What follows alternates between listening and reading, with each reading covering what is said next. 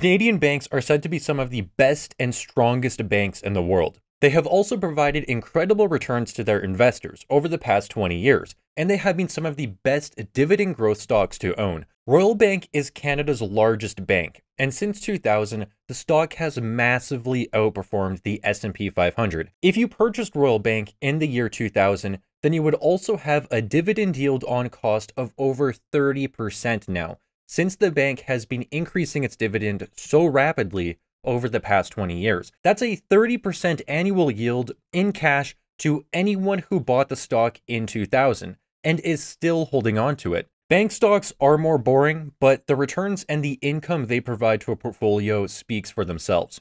In today's video, we are going to be comparing and taking a look at 5 Canadian bank stocks to determine which one is looking the best today. And so with that being said, let's just hop right into the video and let's hop into Stock Unlock to take a look at all of these banks. All right, so the first thing that we're going to do is head over to Stock Unlock's freeform tool, which is where we do all of our comparing against one another. So right away, we're going to add in Royal Bank of Canada. We're going to add in BMO, also TD Bank, TD.TO, and then Bank of Nova Scotia or BNS.TO. These 4 banks right here are the 4 largest banks in Canada, and that's why we are going to be comparing them against one another. All right, and the first metric that we're going to compare is the stock price of all of these banks since the year 2000. This is the metric that most people care about. Most people just want to know which bank is actually producing the most returns for their investors and which bank stock is going up the most. We're going to scroll down here to Stock Unlock Quick Stats, and the metric that I care the most about is the compounded annual growth rate. And right here, we can see that Royal Bank of Canada has grown at a compounded annual growth rate of 9.85% since the year 2000, which is the bank performing the best. BMO, TD, and BNS have surprisingly all grown at about 7 to 8% a year. So Royal Bank of Canada looks like it is the outlier here, and over the past 22 years, it is the bank that is growing the fastest. Now, let's zoom into 2012, and this is the exact same story. Royal Bank of Canada's stock price is growing the fastest over the past 10 years. And if we go to the past 5 years, exact same story. It is growing the fastest at 5.3%. So in terms of the stock price going up, Royal Bank of Canada does look like it is the bank growing the most rapidly. So now let's take a look at these 4 banks' revenue. Which bank is growing its revenue the quickest since the year 2003? And right here, we can actually see that TD Bank's revenue is growing the fastest at 8.2%. BMO comes in second, Royal Bank of Canada is third, and BNS is fourth. That is actually quite surprising that TD Bank is growing its revenue the fastest, but also this is the bank with the most exposure to the United States. And with the United States being a much larger economy than Canada, it does kind of make sense that, this bank's revenue is growing the fastest. Now let's take a look at the 4 banks' net income. And we're going to zoom into about 2004 because when we go to 2003, TD has a negative net income number, so the numbers don't really work. If we go to 2004, we can see that BMO, actually, once again, TD Bank is growing its net income the fastest at 14.3%. BMO second, Royal Bank of Canada third, and BNS, is fourth. If we zoom into 2012, it looks like BMO is first, Royal Bank of Canada is second, TD is third, but very close. And if we zoom into 2017, it becomes BMO at 17%, TD at 10%, and Royal Bank of Canada at about 8.5%. So really over the past 5 years, it looks like BMO is growing the fastest, but when we zoom out, it looks like TD Bank is growing the fastest with Royal Bank in second. Honestly, this is quite interesting because it seems like these banks' growth rates are kind of swapping back and forth. It looks like Royal Bank was the fastest growing bank at one time, then TD Bank, then BMO. Very interesting. Now let's take a look at these 4 banks' book value. And I want to take a look at how quickly the book value is growing. And we're going to look at 2004 once again. TD Bank is growing the fastest, Royal Bank of Canada in second, BMO, and BNS. So one consistent thing that I am seeing when we're taking a look and comparing all these different bank stocks is that BNS is consistently in last. Basically, for every single metric that we've already checked, BNS is coming in last. But let's take a look at the past 10 years book value growth rate. Once again, we can see that BNS is last, Royal Bank of Canada is first, BMO second. So Royal Bank of Canada looks like it is consistently either in first or second when we take a look at all of these different time frames. It's very rare for the bank to be in third, whereas the other banks are kind of all over the place. So that's very interesting to note. And in my opinion, I do think that Royal Bank of Canada is the most consistent bank in Canada. They're one of the largest, well, they are the largest, and in my opinion, they're actually the most solid as well. Now let's take a look at these companies. What is this? What do we have up next? Dividend per share growth. And we're going to take a look. Same story. We're going to go all the way back to about 2004. TD Bank has grown their dividend the fastest at 10.2% a year since 2004. Royal Bank of Canada is in second at 9.7%, then BNS finally in third. BNS is not in last, you guys, for dividend per share growth. Let's take a look at the past decade. Same story here. TD in first, Royal Bank in second. Over the past 5 years, TD in first, Royal Bank in second. So TD Bank looks like they are the company growing their dividend per share the most rapidly out of these 4 major banks, which also kind of makes sense because TD Bank saw its net income grow the fastest as well. But what's interesting is TD Bank has the fastest dividend per share growth and the fastest net income growth, but the stock is not growing as fast as Royal Bank. So that's very interesting to note right away. Now we're going to take a look at the dividend yield on cost. This is a brand new metric to Stock Unlock that we just added to our freeform tool. And essentially what this metric does is it shows you what your dividend yield on cost would be today based on when you bought the stock historically. So for example, back here in the year 2000, we can see that Royal Bank of Canada, if you bought the stock in the year 2000,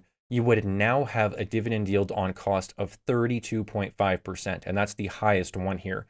The next stock is BNS at 27.8%, then BMO, then TD at 20%. It does look like Royal Bank of Canada in terms of yield on cost, and it is the stock that would have given you the most dividend income if you bought it all the way back in the year 2000. Now, if we take a look at the financial crisis of 2008, 2009, we can see that this kind of switches to BMO being number one, then TD Bank, then Royal Bank. It does look like, every single one of these banks, if you just zoom out throughout history, they have all consistently been growing their dividends over time, which means that the further back you bought these stocks, the higher your dividend yield on cost would be today.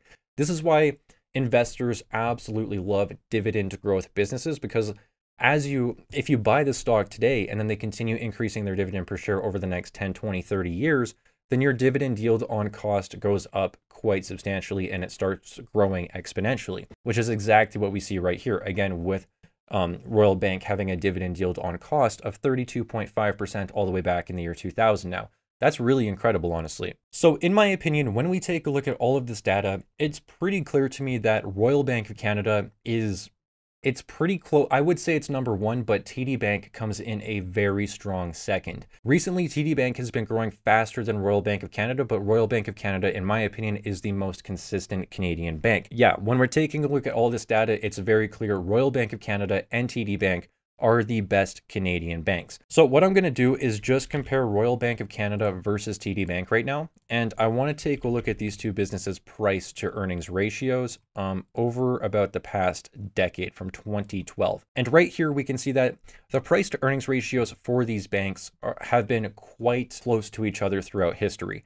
Right now, Royal Bank of Canada is selling for a price to earnings ratio of about 10.83, and TD Bank is selling for a price to earnings ratio of about 10.5. Now, if we take a look at the averages over the past decade, both of these companies have an average price to earnings ratio of about 12, which means that right now they're selling at about a 10% discount to their 10-year average. So they're selling a little bit below how the market has been trading these stocks over the past decade, which is interesting to note because bank stocks have been getting hit quite hard in the market this year, with everyone thinking that we're entering this recession and everything like that. So banks are being hit hard. This is causing their price to earnings ratios to drop below their averages. When I started this video, some of you, if you're paying attention, some of you may have noticed that I said we're going to be comparing 5 different bank stocks. And so far, we've only taken a look at 4, and those are the 4 largest bank stocks. Well, one Canadian bank stock that I personally own in my own portfolio is Equitable Bank. This is a smaller cap Canadian bank stock, but it is growing ridiculously quickly. So we're going to add in Equitable Bank to this chart, and we're going to take a look at its price to earnings ratio in conjunction with these other large banks. And we can see that this bottom line here, this bottom blue line, is Equitable Bank, okay? And it's consistently sold at a price to earnings ratio well below the major banks. And in my opinion, this is just a great opportunity for long-term investors, which is why I own the stock, full disclosure again. But right now, Equitable Bank is selling for a price to earnings ratio of 6, versus these other banks selling near 11. So it's selling at like a 40 to 50% discount from these other large Canadian banks. Now, just to clean up the chart, I'm going to make this easier to visualize, and I'm going to get rid of TD Bank, and we're just going to compare Royal Bank of Canada, because I think it's the #1 bank in Canada, versus Equitable Group, okay? Now, what I want to show you all is just the revenue growth of these two businesses over the past decade, because we can see Equitable Bank has grown its revenue at a compounded annual growth rate of 17%, versus Royal Bank of Canada's 5.7%, okay? So it's growing its revenue at like 3 times the speed. Let's take a look at the net income here. And the net income, exact same story. Net income is growing at about 17% versus Royal Bank of Canada's 9 or about 10%. So Equitable Bank is growing its net income much more rapidly as well. Let's take a look at the book value for this business.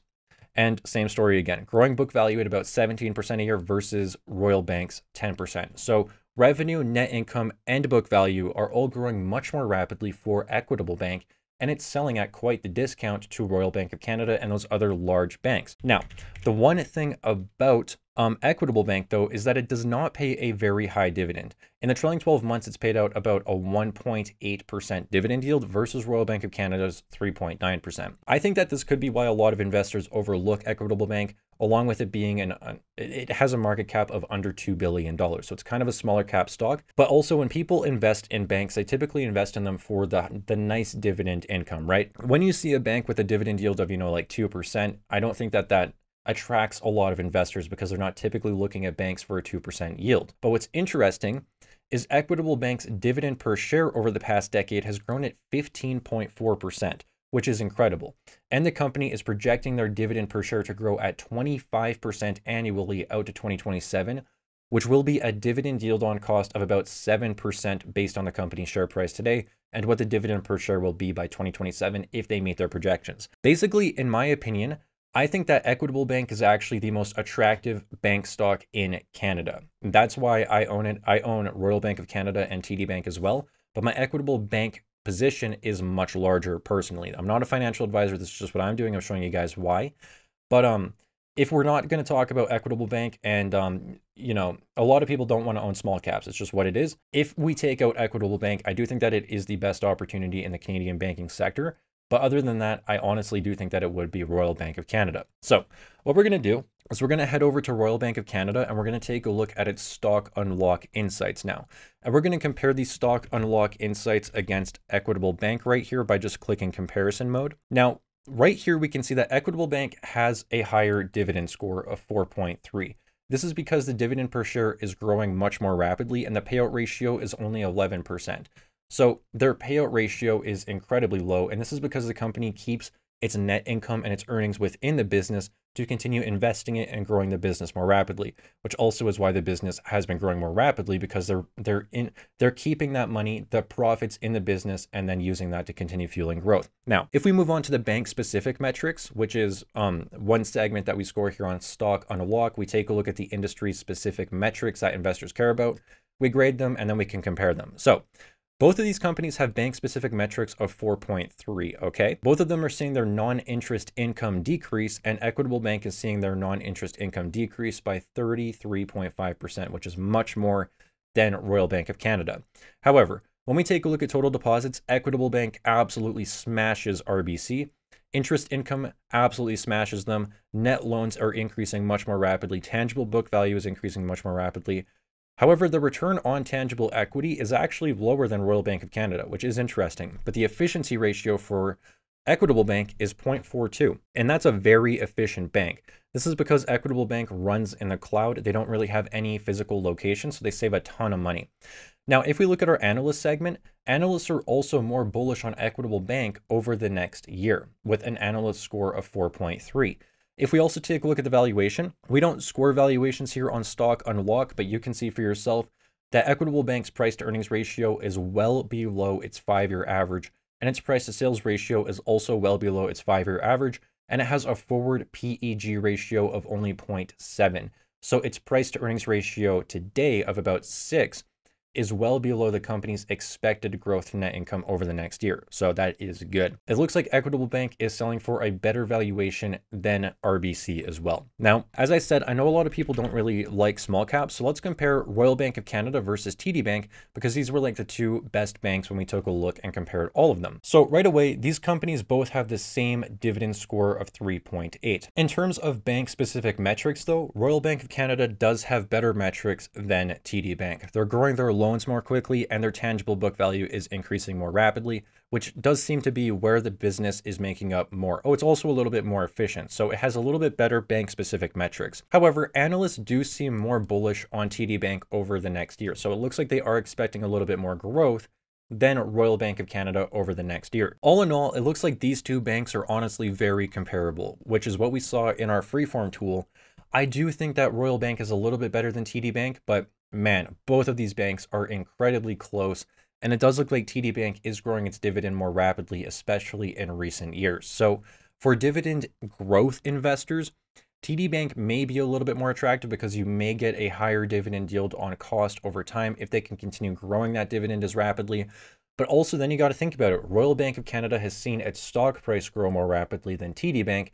So maybe there's a little bit of a trade-off there. Royal Bank of Canada might be better for share price growth, and TD Bank may be better for dividend income growth. That's kind of the conclusion I'm coming to. But all in all, I also think that Equitable Bank is better than these banks in terms of just a growth business, even though it is a little bit of a smaller cap company. That's what I think about in terms of the large Canadian banks. I think that they're all selling slightly below their historical averages right now, so they could be selling for a little bit of a discount to their historical averages. Full disclosure, again, I own Royal Bank of Canada, Equitable Bank, and TD Bank in my personal portfolio, and I like to dollar cost average these banks over time because they're just great income stocks for a portfolio with dividend growth potential. So that's what I think about them. Let me know what you guys think down in the comment section below. Do you guys agree with this analysis? What do you think? I would love to hear from you. And also, if you want to get a 14-day free trial to Stock Unlock, which is the platform that I use here on this channel, then you can hit the link at the top of the description. You'll get a 14-day free trial and you can come and check out all of the features that we have to offer here. Stock Unlock is an absolutely fantastic platform. It's getting better literally every single day. We're making improvements constantly and we have so many more features coming, you guys. So seriously, go and take a look at Stock Unlock and lock in that price because, man, who knows? We may have to increase the price soon with all the features we're adding. By the way, I'm totally kidding. We have not talked about increasing the price. Just calm down. Don't worry about it. But who knows? Maybe I shouldn't have said that. Whatever. I can just imagine my co-founders are going to... We'll see. Anyways, I'm going to shut up now before I say things more that are just jokes. But, well, bye, everyone. I'll see you all in the next video.